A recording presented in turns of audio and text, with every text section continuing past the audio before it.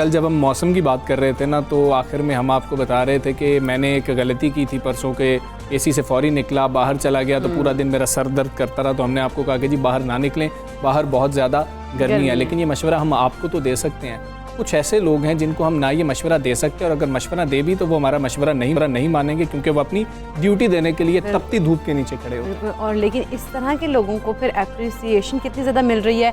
और हमजा का ट्विटर पे टॉप ट्रेंड में था ये कि और बहुत ज़्यादा अप्रिशिएट किया जा रहा था कि अप्रिशिएट करने का भी हमने सोचा, हम तो मीम्स ही बनाते हैं, हम जो है मतलब हम किसी का जो है ना मजाक उड़ा रहे होते हैं। लेकिन हमारी कौम ने कल ये साबित किया है कि अगर हमारी कौम को सही डायरेक्शन का, सही समत का पता लग जाए तो वो अपने हीरोज़ को जो हैं सराहते भी हैं, उनको सलाम भी पेश करते हैं। अब आपको समझ तो लग ही रही है, हम वार्डन्स का जिक्र कर रहे हैं, हम लोग आराम से ठंडी गाड़ियों में जो है एसी लगा के ठंडे ठंडे महसूस करते हैं, इशारा तोड़ते हैं क्योंकि एसी लगा होता है, हमें फिक्र ही नहीं होती, दिमाग ठंडा होता है, कुछ हम फील नहीं कर रहे होते, घरों के अंदर आराम से बैठे होते हैं। अगर ट्रैफिक कहीं पर ब्लॉक हो जाए तो तब भी हम कुछ लोगों को इशारे को तो उसका नहीं कहते कि अच्छा इशारा ख़राब हो गया, शायद कोई मसला हो गया, हम कहते हैं वार्डन शायद ठीक काम नहीं करें। लेकिन जो दूसरा और दुरुस्त रुख है वो यही है कि जब आप बाहर नहीं निकल पा रहे हैं ना, तो ये लोग उधर ही खड़े हैं, और जो बेहंगम ट्रैफिक है, वो कोई उधर से निकल रहा है, कोई उधर से निकल रहा है, उनको सीधा करने के लिए वहाँ पर मौजूद हैं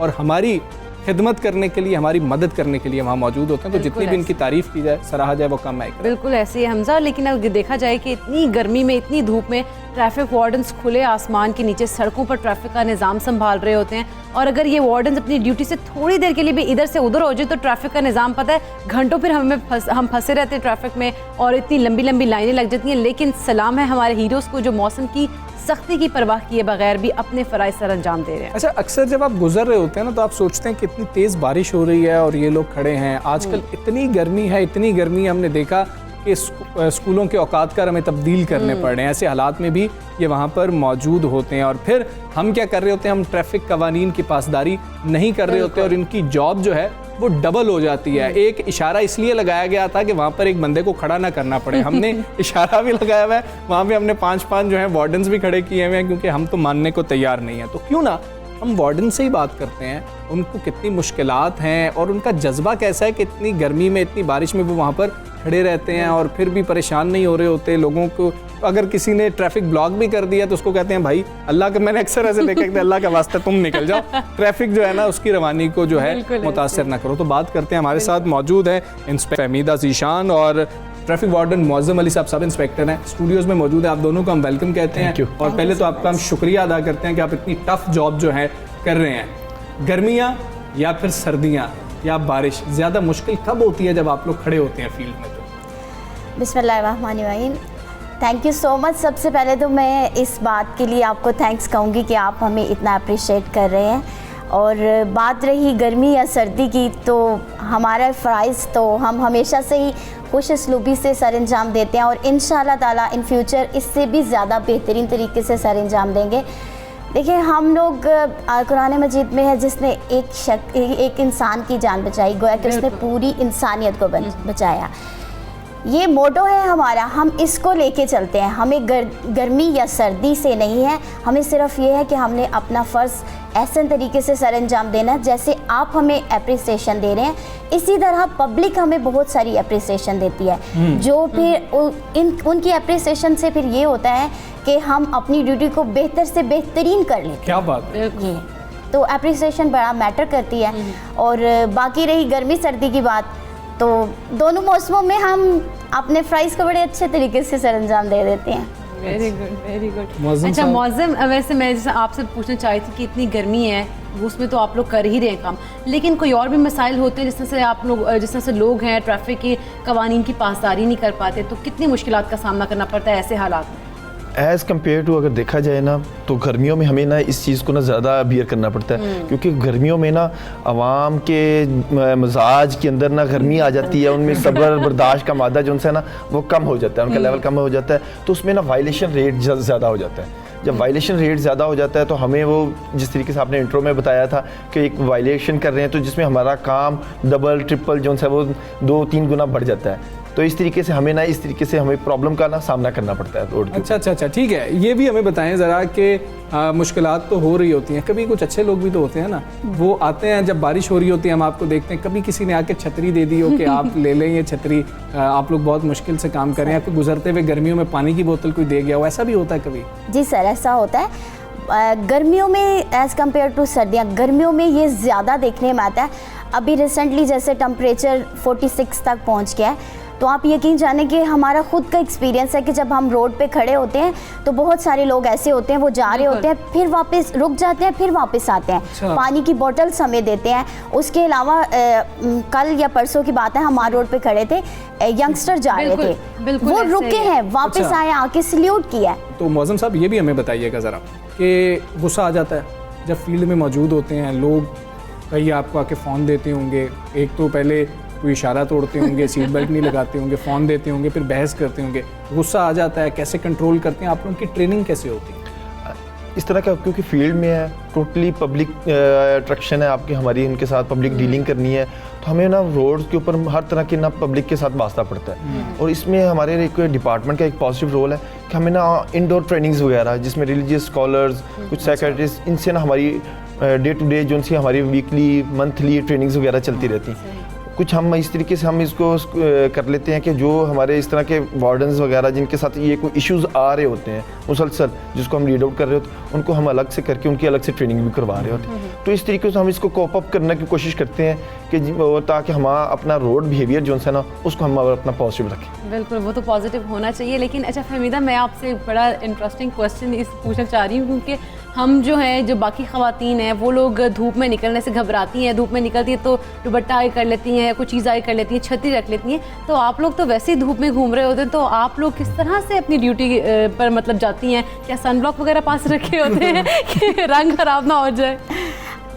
बड़ा अच्छा और बड़ा इंटरेस्टिंग क्वेश्चन आपने कहा। ब्यूटी कॉन्शियस लेडीज़ होती हैं, लेकिन जब हम एक डिसिप्लिन फोर्स में आ जाते हैं तो हम लेडीज़ की कैटेगरी से निकल जाते हैं। सही। तो वो जो एक आता है ना कॉन्शियस, ब्यूटी कॉन्शियस, उससे हमारी फर्स्ट प्रायोरिटी आ जाती है हमारा फ़र्ज़ जी। तो वो फ़र्ज़ हमारे लिए ज़्यादा मैटर करता है एज़ कम्पेयर टू ब्यूटी। अच्छा, नहीं फिर भी होता तो होगा ना, फील तो होता होगा थोड़ा बहुत कि ये कैसी हमारी फील्ड में ड्यूटी लगा दी है कि यहाँ पर अब ये मसाइल हमें सामना करना पड़ रहा है। सर बिल्कुल ठीक कह रहे हैं आप, ऐसा होता तो है, लेकिन ये है कि हम लोगों को जैसे मैंने अभी बात की कि बाज़-औक़ात फेडअप की बात आप कर रहे हैं, तो हम कभी फेडअप नहीं होते। जो ही हम फेडअप होने वाले होते हैं, आप समझे कि ऐसी सिचुएशन आती तो हमें मोटो ऐसा मिल जाता है, हमें पब्लिक अप्रिसिएशन मिलती है, हमारे सीनियर अफसरान हमारे साथ इतना कोऑपरेट करते हैं। अभी रिसेंटली हमारे जो चीफ ट्रैफिक ऑफिसर आए हैं, सर आप देखें कि गर्मी,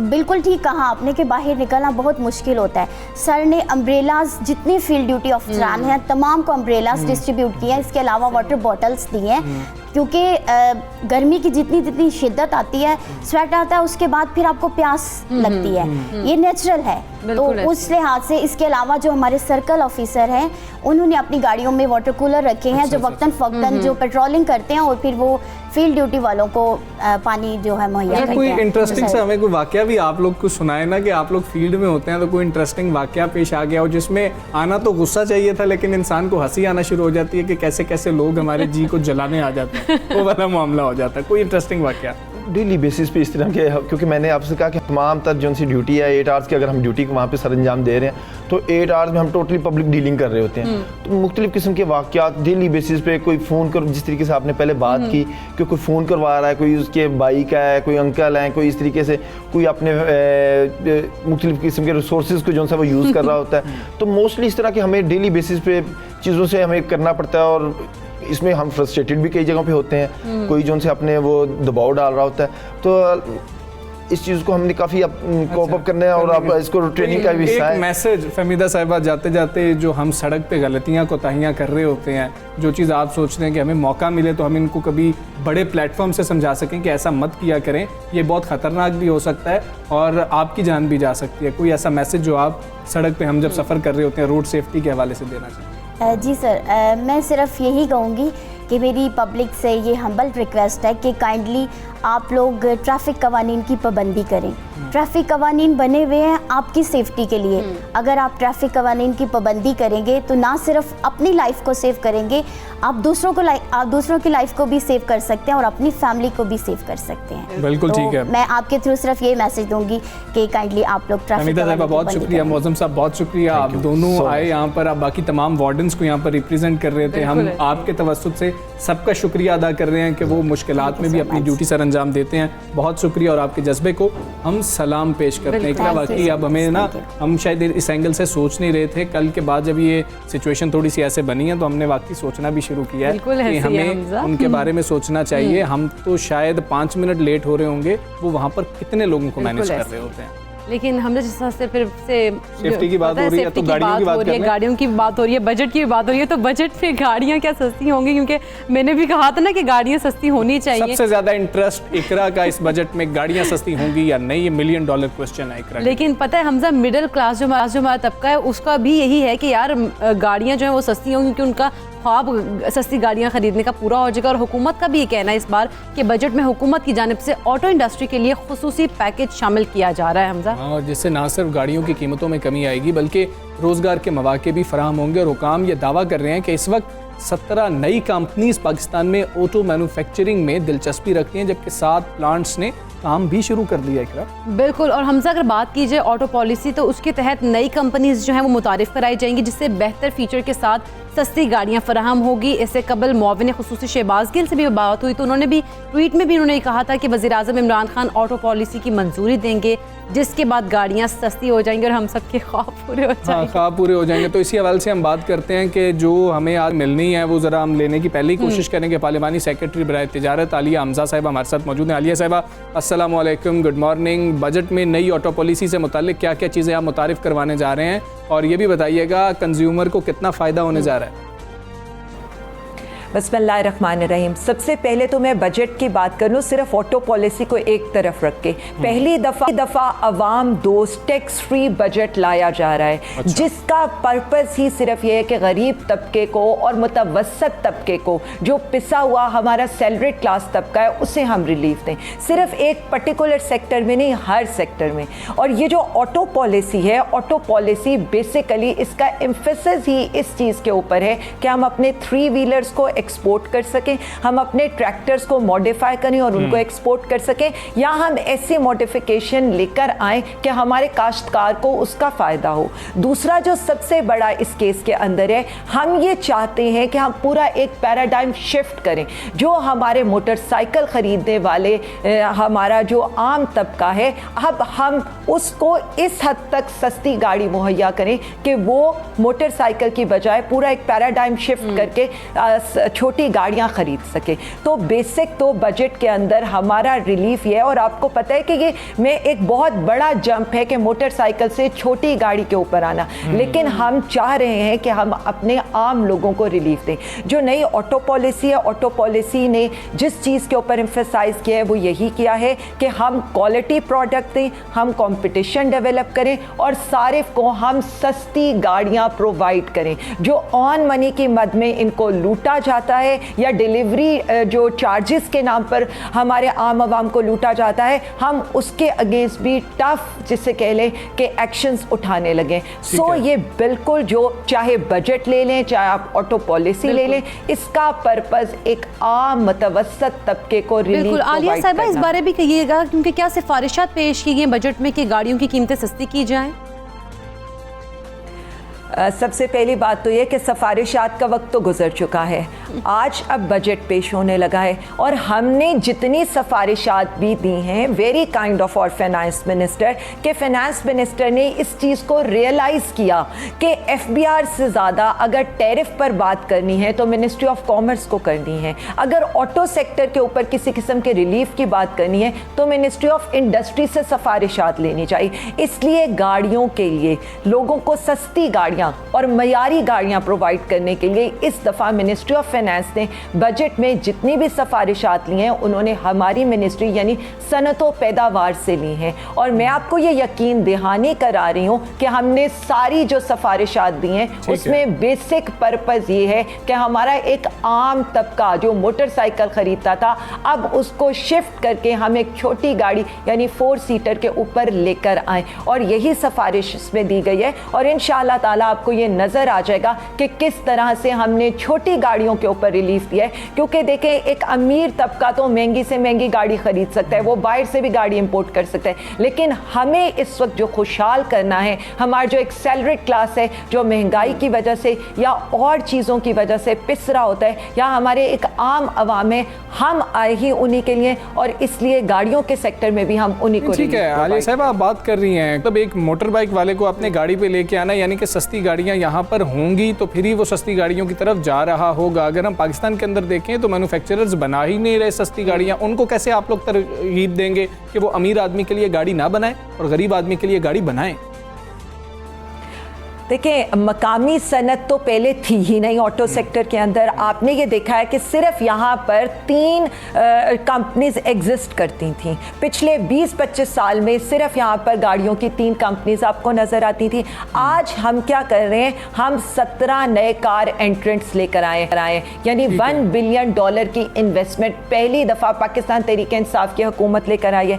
आज 7 नए मैन्युफैक्चरिंग प्लांट्स लोकली लग गए हैं। लोकल मैन्युफैक्चरिंग प्लांट्स का मतलब है कि आपकी इंडस्ट्रियलाइजेशन भी हो रही है, आपके लोगों को रोजगार भी मिल रहा है, प्लस आपका कंपटीशन ये डेवलप हो गया कि अब आपको सस्ती गाड़ी देनी है और मयारी गाड़ी देनी है। जब चीज़ लोकली प्रोड्यूस्ड होगी तो उसका फ़ायदा ये होगा लोगों को, और जब कंपटीशन डेवलप होगा तो उस कंपटीशन के एनवायरनमेंट में हर गाड़ी का जो कंपनी होगी उसे दूसरी गाड़ी वाली कंपनी से compete करने के लिए सारिफ को मतलब कम प्राइस के ऊपर उसको देना पड़ेगा। दूसरी जो आपने ये बात की है कि देखें, अभी तक हम ऑटो पार्ट्स का 80% बाहर से इंपोर्ट करते थे। अब हमने ये किया है कि जहां 17 न्यू कार एंट्रेंट्स लग रहे हैं उनके साथ साथ ऑटो पार्ट्स की मैन्युफैक्चरिंग भी लोकली होना स्टार्ट हो गई है। लोकल प्रोडक्शन और इंपोर्ट की प्रोडक्शन के अंदर एज इट इज आपको पता है फर्क होता है। प्लस हम ये चाह रहे हैं कि अगर कुछ एडिशनल ड्यूटीज हैं जो हमारे आम आदमी को, अगेन मैं अमीर तबके की बात नहीं करी क्योंकि अमीर तबका इंपोर्ट भी कर सकता है, मैं अपने गरीब अवाम की, मैं अपने मुतवस्सत तबके की बात कर रही हूँ कि हमारा रिलीफ उनके लिए होगा। और हम इंशाअल्लाह ताला ये कोशिश करेंगे कि मैक्सिमम जो ड्यूटीज हैं वो भी कम करके उनको रिलीफ दिया जाए और इतना कंपटीशन डेवलप किया जाए कि उनको अच्छी और मयारी गाड़ी लोकली मिले। यकीनन आलिया साहिबा, लेकिन मकामी कार जो सनत है उसकी बात कर रही है, तो इस बजट में उनके लिए क्या किया गया है?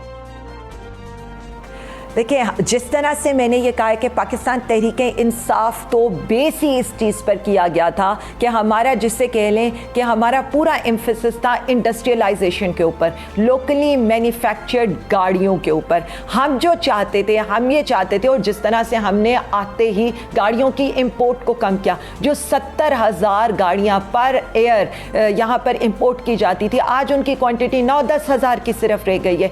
एक तो हमने ये किया है कि हमने उनके ऊपर ड्यूटी सख्त कर दी थी कि इंपोर्ट के अंदर हमारा जो गाड़ियां थी वो कम से कम, ताकि हमारी लोकल प्रोडक्शन को फ्लरिश कर सकें, ताकि हमारी जो लोकली मैन्युफैक्चर्ड गाड़ियां हैं, मैन्युफैक्चरिंग जब वो करें तो लोग उनको खरीदें और उन्हीं की तरफ उनकी तवज्जो। देखें, हुकूमत की जो पॉलिसी है पाकिस्तान तहरीक इंसाफ की, चाहे वो बजट है, चाहे वो ऑटो पॉलिसी है, चाहे वो मोबाइल मैन्युफैक्चरिंग पॉलिसी है, चाहे वो ई-कॉमर्स पॉलिसी है, उसका पर्पस ही ये है कि पाकिस्तान में एक इंडस्ट्रियलाइज्ड पाकिस्तान, एक खुशहाल पाकिस्तान, एक सस्टेनेबल ग्रोथ और एक ऐसी ग्रोथ जिससे अवाम में खुशहाली आए, अवाम को रोजगार मिले। आज जब मैं ये बात करती हूँ कि 17 नए लोकली मैन्युफैक्चरिंग कंपनीज लग गई हैं और बजट में हम उनको एक्स्ट्रा रिलीफ दे रहे हैं ताकि हमारे लोगों को रिलीफ मिल सके। एक्स्ट्रा रिलीफ दिया जा रहा है ताकि आ रहे हैं कि पाकिस्तान के अवाम को रिलीफ मिल सके। और हम भी आलिया साहिबा यही चाहेंगे कि कुछ ऐसी गाड़ियां आ जाएं